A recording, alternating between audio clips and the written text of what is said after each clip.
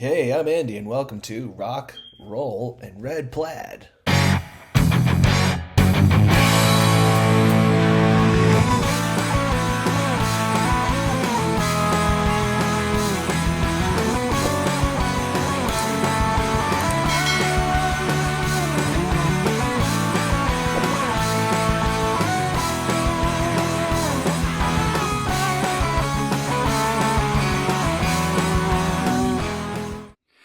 All right, we are here back on the Rock, Roll, and Red Plaid podcast. My red plaid shirt's in the laundry, but it's okay because Slice is here today. Dude, how are ya? I'm good. How are you doing? Good.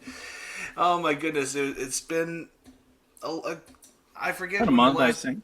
about a month since you and Emily came up to Salem, and I showed you guys around with my friend Carolyn there. That was such a good hang that day. It was Oh just yeah. really so glad you guys could make it that day.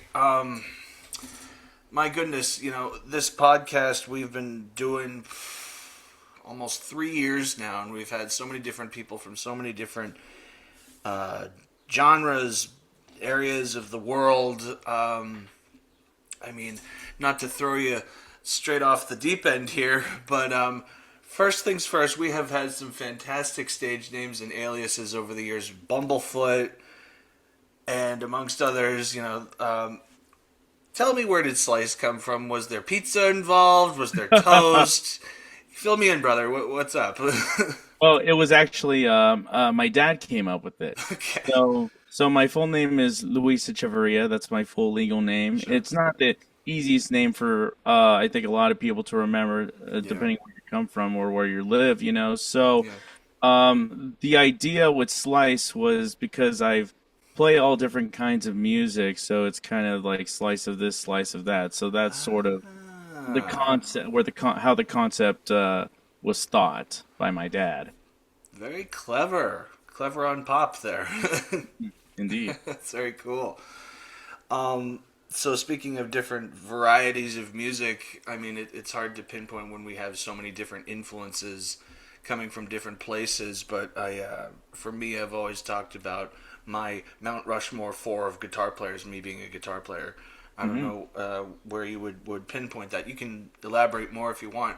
But if you had your Mount Rushmore four of musicians who were your biggest inspirations, who would those be for you?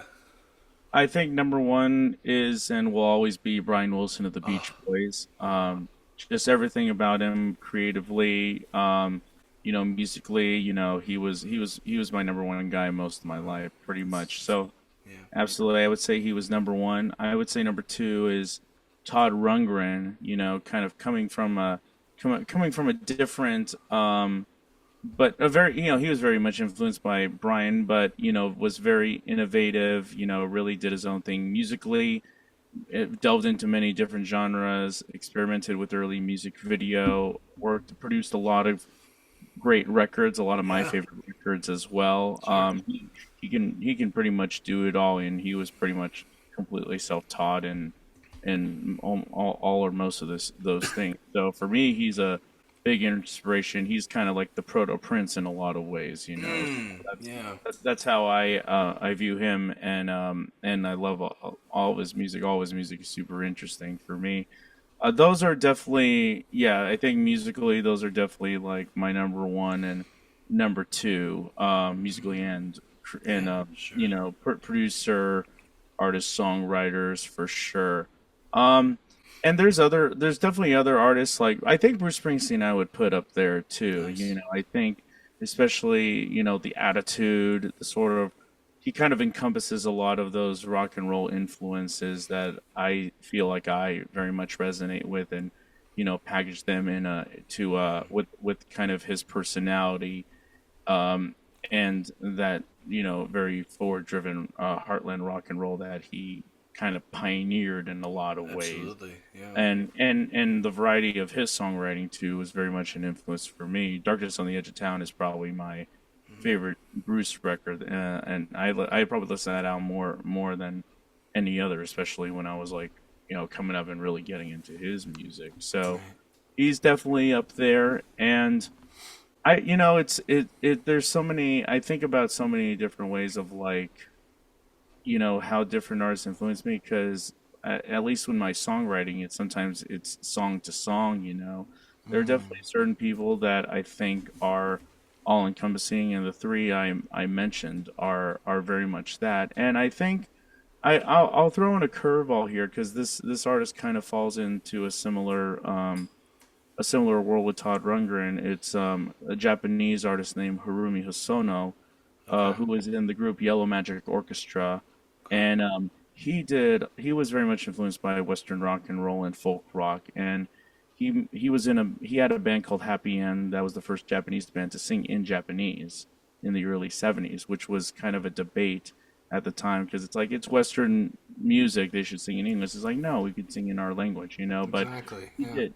Yeah, but he did so much different music. He did exotica music, he did electronic Nice. music, ambient music, worked with a lot of people, did film soundtracks. So Nice. kind of in the same way of like Todd Rundgren, just that sort of variety and really reinvention in so many different ways. And Humorous also did boogie woogie music, and country Hmm. music, and in that way, it's very inspiring for me. Just the variety of how prolific his work has been to this day. So I think as it stands, I would say those four, if I had to pick four, are on my current Mount Rushmore It's a good of analogy, right? It's not mine, but I'd use it. You know. Oh, absolutely. I mean, I think about those kinds of things. I write things down of like, Yeah. what sort of kind of encompasses what I'm going for or where I'm at. Absolutely. Yeah. I like that you're. I don't know what when that particular Japanese artist. Okay, so did say he came out in around the '70s too. So all these artists Yeah. are mid 20th century roughly. That's hmm kind of interesting. That like because you are what 34, 35. 33, 33. Okay, So, sorry, I'm gonna age you born, there. oh no, you're good. Yeah, no, But well, I was born in 93, okay. pure middle of the road millennial, but growing up until like maybe 2000, 2001, I totally pieced out from popular music, so I just really listened to a lot of the music my dad listened to, Nice. for most of my childhood. I got more into like more current popular music in like 2009, 2010, but up Hmm. to that point, it was just yeah, all your '60s and '70s and '80s music, because Yeah. that's what my dad was into. That's kind of cool because I'm 32 in a few weeks, so it's like we're roughly give or take, and it's funny because like my Mount Rushmore of guitar players, two of them came up in the '70s, one of them from the '80s, and one of them from the '90s. So hmm none of them really got started in the 21st century. Well, I mean, some of them are still doing stuff, but Yeah. it's interesting because it's like they're not. I don't want to call it their heyday. I don't want to call it that because they're obviously still creating and still creating good, Mm. but it's kind of cool to think that there's so much longevity in the stuff that they've done that people our age and even younger are just latching onto it and be like, oh, what's that? That's cool. I want to figure out what that is. Yeah, I think that's definitely something that Gen Z is experiencing more nowadays. Yep. With a lot of, and that's why I think a lot of these older records are, becoming as, or older music is becoming as popular again. Yeah. For me as a guitarist, my first hero was Eric Clapton. Okay. That was my first hero, and I also got into like Joe Walsh and Brian Oh, May. Got into those, yeah. and then I think in terms of like my style and sound, very much Johnny Winter was one of them. Ooh, yes, yes, Um, yes. he just had a great bite to his playing, and Dickie Betts as well. I think Dickie Betts. People talk about Dwayne Allman, but for me, Dickie Betts was like one of the most melodic players to ever solo on major scales. That was just his Yeah. bread and butter, and he could make it sing. With those lines and motifs. Going off. It's kind of the unsung hero of that group. Like everybody, yes, everybody talks Greg Allman, Dwayne Allman, and even some of the other guys in that group, but not as many. You're right. Talk about Dickie Betts, and they really should. When they sometimes they think it's the other guy playing it. It's hmm usually him. Especially in terms of longevity, because he Mm, pretty much stuck it out with the band. I mean, probably I think the third longest, next to Greg and Dwayne. yeah, and Butch technically. So yeah, Yeah, so right. Yeah. yeah, and I've seen Dickie Betts a couple times, and last time I saw him, he just played a perfect show. Just every solo, and he was like, this was back in 2015. It was like right Sure. before he quit touring, and Hmm. he was playing. Every note was perfectly played, perfect in time. Didn't miss a step. Wow. And I still have. I mean, I still talk about that show, especially Yeah. with his band. Yeah, Has he since passed, or is he still he passed away a couple years ago. Yeah, okay? yeah, yeah. It's hard to So. keep track sometimes, you know. Yeah. Especially these days. Oh boy. But Yeah. my first concert, like sometimes it seems kind of people have told me this like, well, this seems backwards. Well, not necessarily. Both my parents are musical too. They took me to see Eric Clapton at the Boston Garden when I was like, I think 12.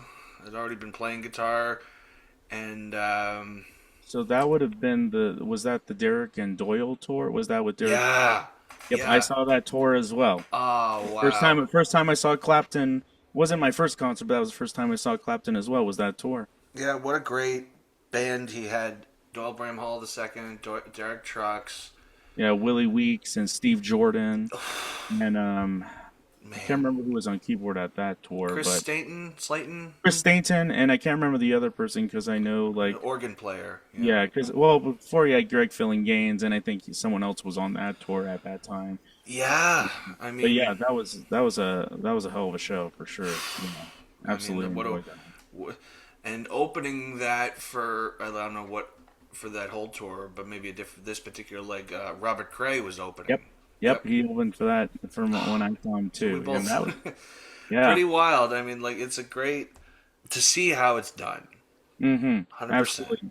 Hundred I'm percent. also. It's funny. I was talking about this with a friend of mine. Is that I am very much convinced that Eric is at his best when he's depending on what players he has in his band. He's just as good. He's only as good really in his prime as the players he have in his band. And I say that as because I always tell people the best concert I ever went to was Eric Clapton and Steve Winwood at the Hollywood Bowl.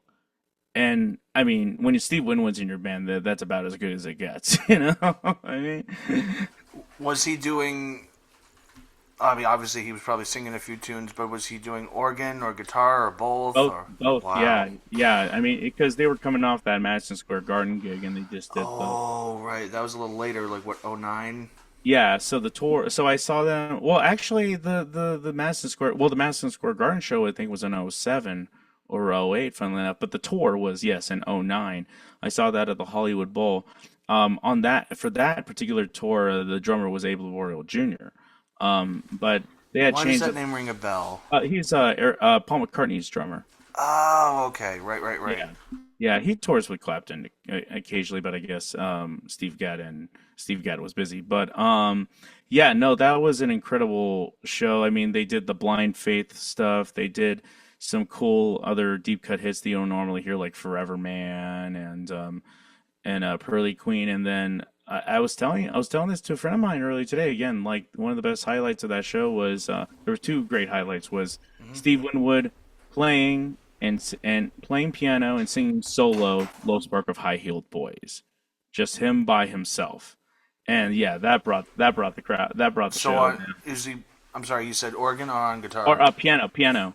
He's playing Wow. piano and singing just by himself. It was a solo spot in there, and like, yeah, yeah, that's a once in a lifetime experience. But the other big major highlight was Clapton's 10-minute solo on Voodoo Child Blues, He's the only and one who which could do that, aside from Hendrix, of course. right, right. Well, it's because well, the thing was because Steve played organ on that original recording, so Ah, so okay. so I think that was kind of the connection of to do it, and Steve sang it too, but yeah, Clapton just took off like a rocket. I'm like I hadn't heard that kind of playing from him. I think since like it was very reminiscent of like the Cream records, Yeah, I was just like gonna that say, was yeah, from those days, yeah. yeah, yeah, that was a major, major highlight for me. Probably one of the best guitar solos I've ever seen live in person. Absolutely. I mean, I think he did something very similar. I saw it was virtually the same band two Hmm. years later, Yeah. but without Derek Trucks. Oh, right. Yeah, because Derek did that just that one tour. It's interesting. And then That yeah, he basically had that same band for a good while, at least until like the mid 2000s or so, because he kind of went off the road for a little bit here and right, there. Yeah. but you know who was opening that second one was Robert Randolph and the Family Band, which And yeah. woo! Oh yeah. I didn't think you could shred on a pedal steel. He's the only well, I would say him and I mean, he definitely. There's no other one person I know that plays pedal steel like that. In that way.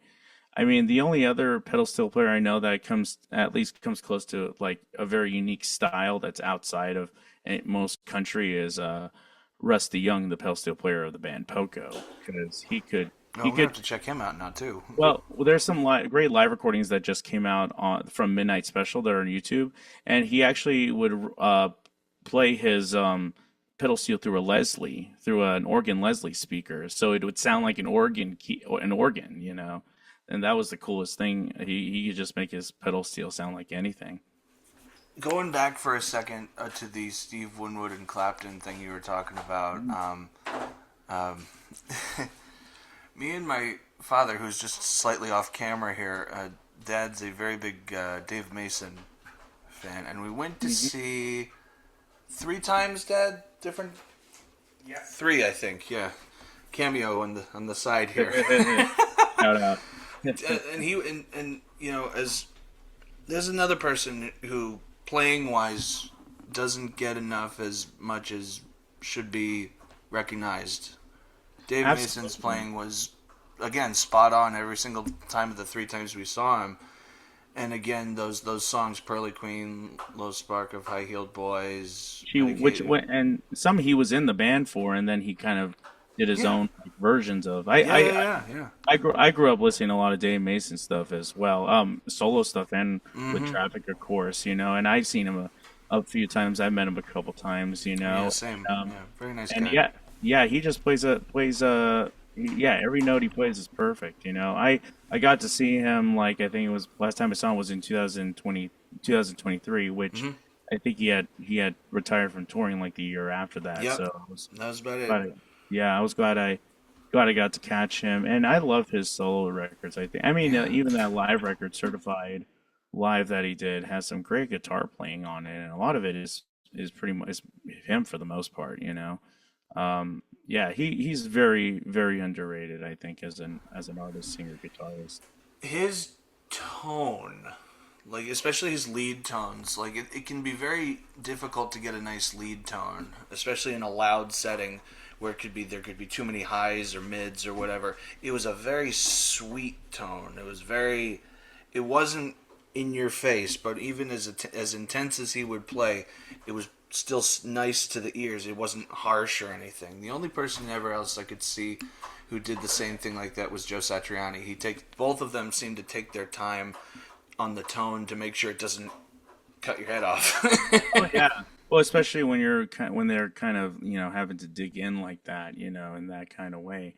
I think my other like sort of around Mount Rushmore guitar player is Mark Knopfler from Dire Straits. I would say, and it's funny, people talk about him, but he's also still very underrated in a lot of ways because, and I say this as also like during the day I teach music and I have guitar students, and I think it's very hard to sell to students, to kids, just how important that kind of playing is, Yeah.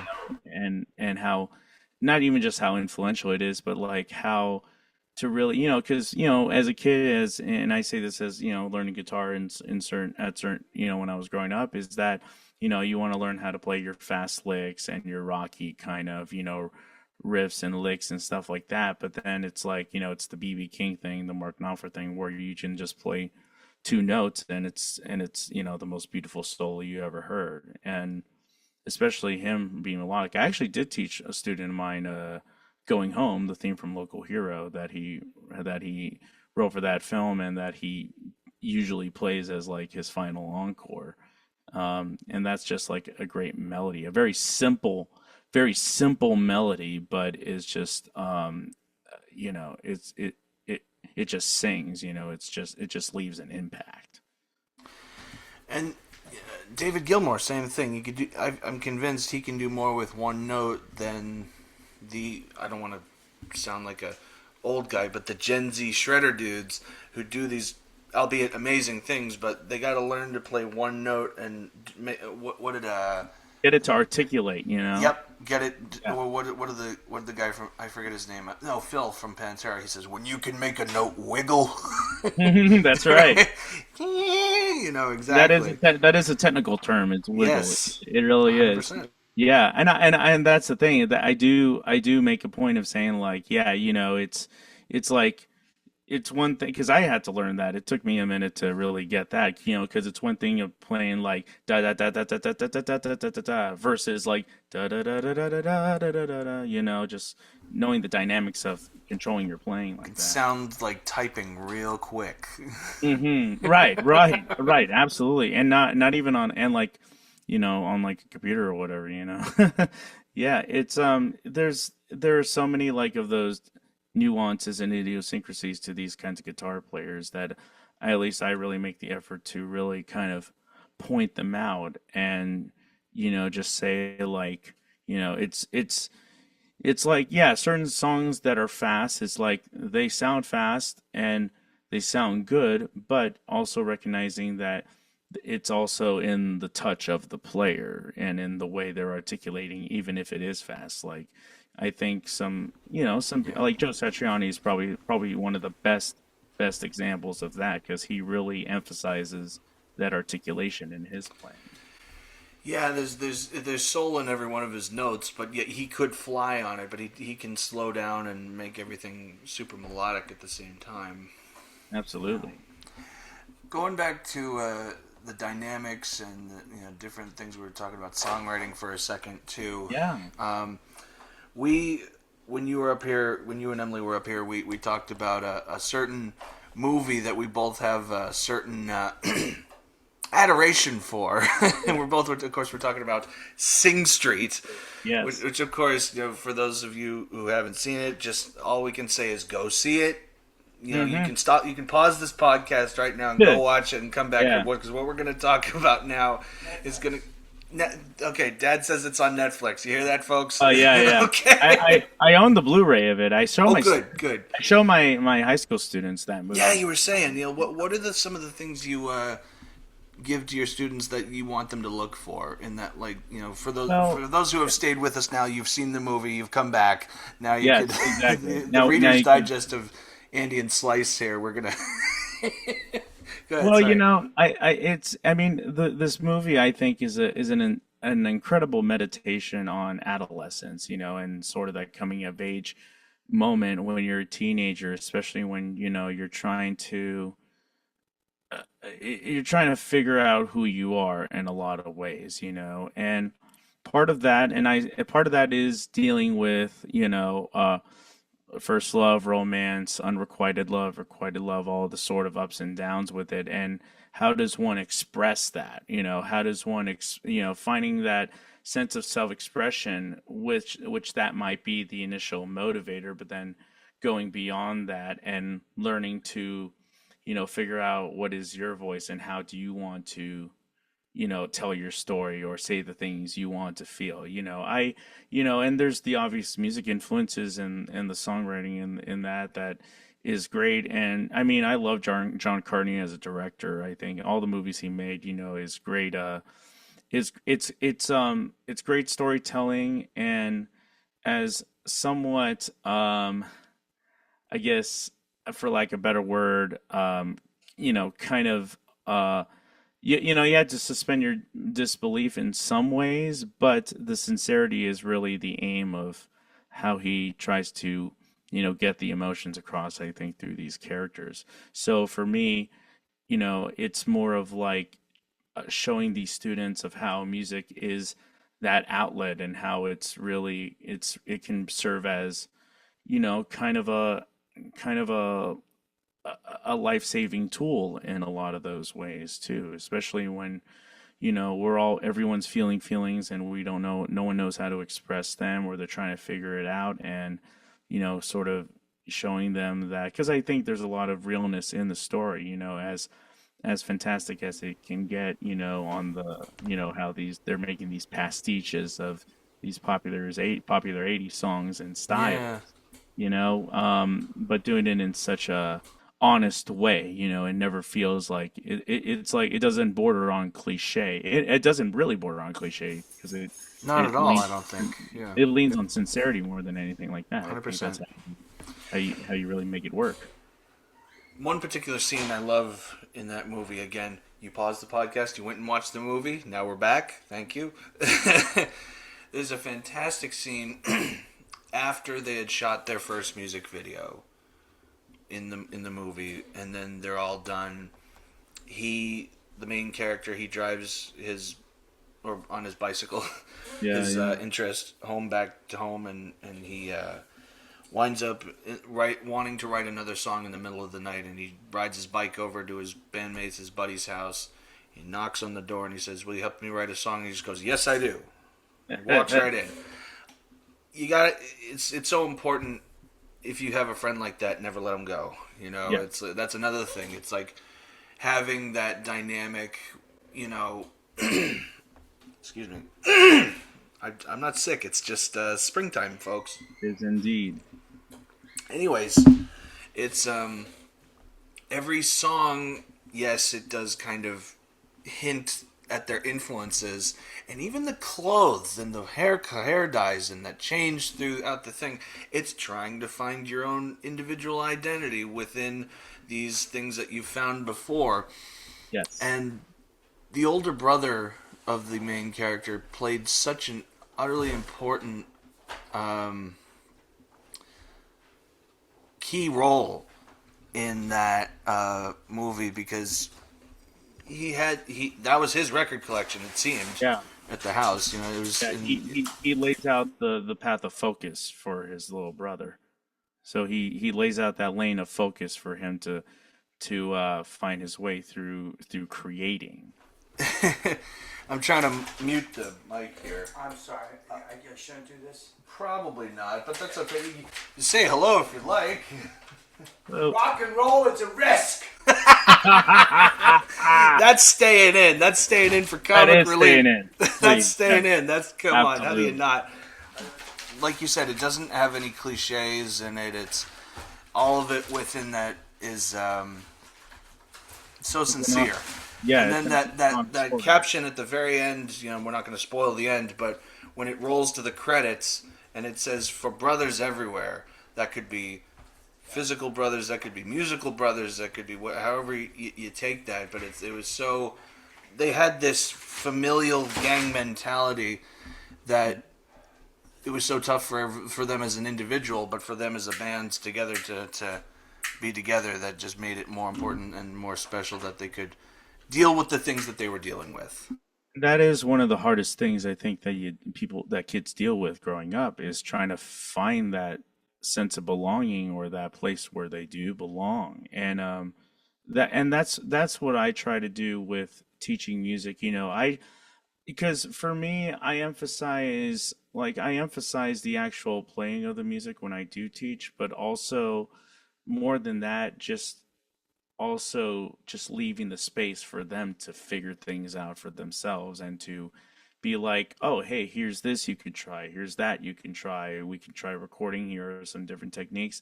And just allow them to, I've heard so many people talk about how creativity really gets spoiled, gets not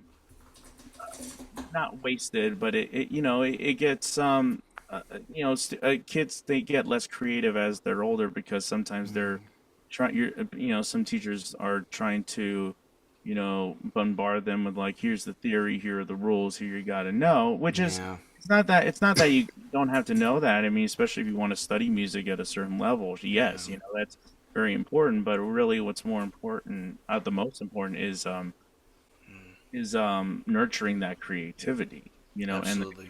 and that curiosity. And I think that's, for me, that's why I like showing that film to my students every now and then. I have I heard a quote recently from Eddie Van Halen where he said something like, "Even the best doctors are still practicing medicine. They haven't got it down right." As if to imply that, they're not perfect at it. Right. So there's not really, yes, okay, for medicine there's rules, we understand that, but like more on the musical side, he was getting at, he's like, well, we're still practicing, we're still trying to get it to be a certain way, the way we sounded in our head. I thought that was just a very interesting way, an angle that he took, because he's like, someone told him he's playing slide guitar on a nylon string guitar, and he goes, that's not gonna work. He goes, why?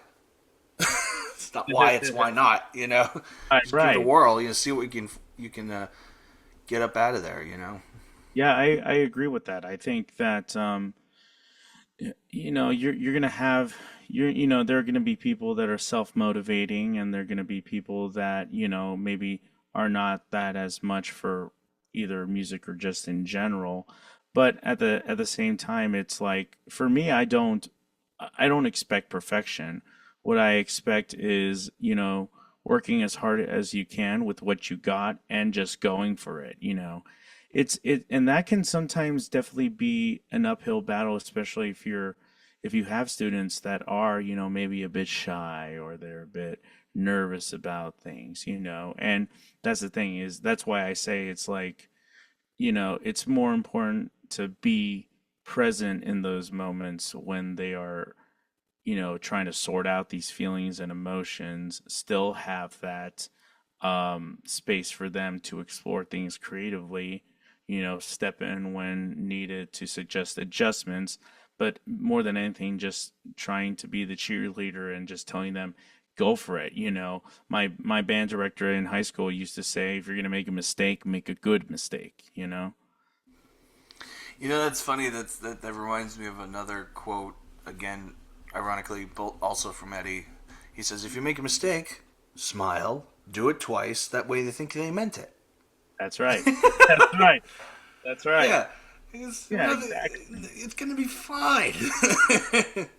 You just got to sell it sometimes. Yeah. From there forward, what is the mid-spring and summer looking like for Mr. Slice there? Do they call you Mr. Slice? No, they don't. Well, maybe a couple know my name. It's actually, the cool thing is that where I work, everyone's on a first name basis. Oh, 'Cause cool. it's that kind of environment. So which it's funny. I know people that are music majors. They get their PhDs and their what have yous, and they're like, I am Professor blah blah blah, and I'm like, I'm like, look, Dr. John can get away with it. You know what I'm saying? I would feel so, I don't know, out of my depth, or really Yeah. just like, I don't know. I would feel a little bit weird about it. I'm not that I don't respect the title or anything like No. that, but I do like it, like being on, you know, having that flexibility in the teaching environment I am, to really be able to meet students where they are, Absolutely. and bring them up. I'm not, that's a really key, the hard part about, I think, teaching music. It's like, you don't want to say things that feels like makes the student feel dumb or stupid or No, that's the worried last about thing you them. want. You're just listening, and then you're just like, just have a conversation, just have a conversation and be like, and then, say something helpful if you can, but just Yeah. being present.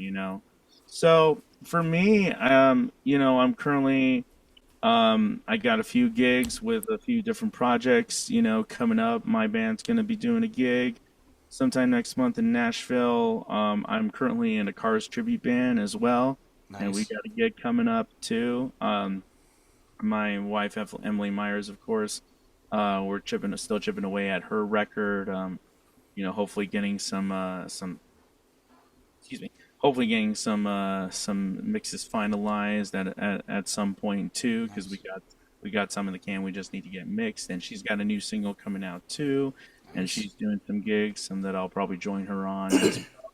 And I'm currently in the midst of brainstorming and writing a little bit for my next music project, which I'm kind of taking my time with. A lot of that is going to be, I think, very Japanese city pop, kind of yacht rock influenced, because that's kind of where my head is at, and wanting to really make something very, very joyful and very, very uplifting and very positive, in a way that I think musically that I can also challenge myself with too. So I'm definitely looking to kind of, because with my, my record, My Father's Dream, a lot of that was very much rooted in kind of general singer-songwriter. Every song is a little bit different. I have a song that's very like Tom Waits, Dr. John influence. I have a song that's very Oasis influenced. I have another song on that's that's kind of like Tom Petty influence. Nice. So these are all kind of the roots of my upbringing, or of like the music that inspired a lot of those songs.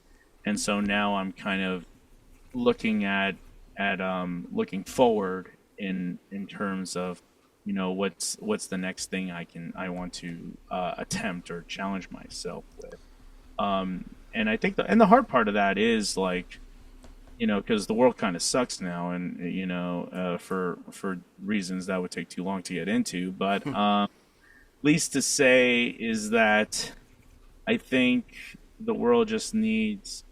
I think we need to, continue to find joy and hope and just being able to enjoy life for what it is, even in spite of things not being perfect or whatever. So I think I want to make music that promotes that idea, that promotes this idea of joy as resistance, which is a phrase that I've heard in a lot of spaces most recently. I think the most representative of that has been David Byrne of Talking Heads in his current tour that he's doing, Who Is This Guy, which I'm excited. Me and Emily are going to go see that show in Nashville next month, And so, yeah, I'm just very much, I'm kind of processing everything. I'm taking things in. And so I'm just, looking for how can I express that sense of joy as resistance, Yeah, I hear you. And that was the short version. No, it was a short version. I have a whole manifesto ready to go once I get the thing written. The record. I hear you. But yeah. Not to mention the tune we've been bouncing around with. That's another time for another story. Oh yeah, and I've been kind of dipping my toes into it here and there. So definitely. I definitely that's kind of, I think for me there's definitely a spirit in that I'm looking to tap into that I think connects with that. I have one song fully written that I wrote last year, and it's actually going to be the title track. I'm planning for it to be the title track of this next record I'm trying to write called Tennessee Moon. Ooh, that's nice. I like that. Yeah. The song was very much inspired by a Harumi Hosono song called Honeymoon. Which was on his second record, but a huge Harumi Hosono fan is actually Mac DeMarco. Mac DeMarco is very much influenced by him, and he actually did a cover of that song that was put out on a 45 a few years ago. And it's a very potent song, I think. So for me, that's kind of where my ground zero has been in wanting to develop this kind of record. And I think on that note, I think we have more than amazing, substantial information. By the way, before we go, Yes. Gotta plug it. Where can people find your music on the interweb, intergrid, everywhere? Yeah. Yes. I'm on Instagram. My handle is @theslicemusic. I'm also on Threads and Facebook. You can find me there at the Slice Music, or also as Slice Music Official, I think, on Facebook too. Okay. So follow me, connect with me, talk with me. Share contrarian musical ideas. I will either prove you right or prove you wrong, but it'll be fun. I have a feeling you would get along quite well with my drummer Buck. I think he's into Japanese city pop also. So Oh, cool. Oh, yeah. I think that I think he is. I think that's what he called it. I have to. I feel like we're gonna collide the worlds here, and it's gonna be Yeah. either really good or just go. So. Yeah, it's this whole sort of universe. There's so many Yeah. interesting with it, but it's so awesome. All right, man. Thank you so much, and this has been the Rock, Roll, and Red Plaid podcast. Keep it rock, keep it roll, keep it red plaid, and we will see y'all later. For more of my original content, visit my website, www.andyconnolly.com.